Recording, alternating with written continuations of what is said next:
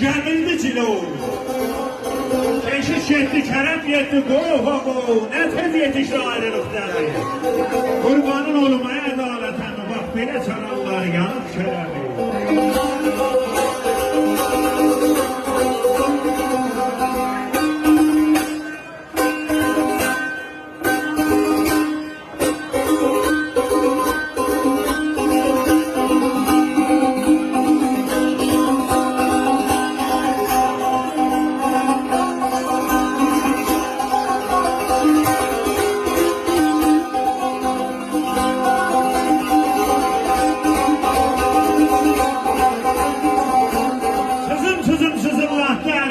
Mirxan oğlan ziyan kimi əritdi, damı daşı üstümüzə yeritdi.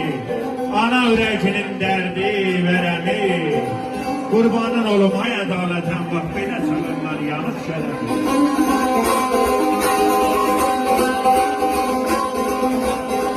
Ellərin çalışır versə əl-ələ, sağlaya bax, təşəkkür edir. Qonaqlarını sağlayın. Sağ olasın, ayısın. Ellərin çalışır versə əl-ələ, ədalət üstündə düşsən vəlvələ. Var ümidim bəlkə sahibi ədalət gələ, bəlkə üzə çıxa qərq olan gəmi. Qurbanın olmaya ədalətən, bax belə çalanlar yanıq şərəmi.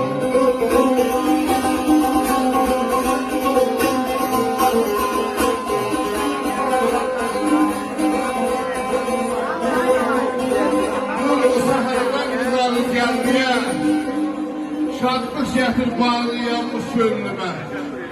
Sən həkimsən, sən doğmansan bilirəm, dərman eylədi yaralanmış gönlümə.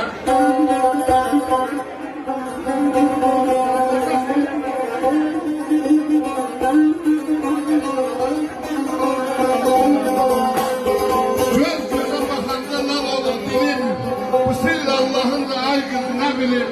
Deyirsən əriyib, deyirsən ölüm, meymarsan mı paralanmış gönlümə?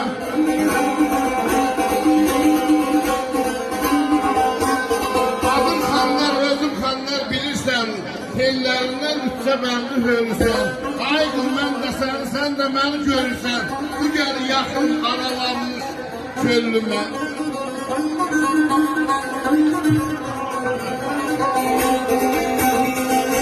Sinemdə ateşli, gözümdə yaşlı, əlimdə qələmli yanıq kərəm. Aləmi yandırıb külə döndərəm, sağ ol bayraq. Aləmi yandırıb külə döndərəm, ahımdan aləmli yanıq kərəmi.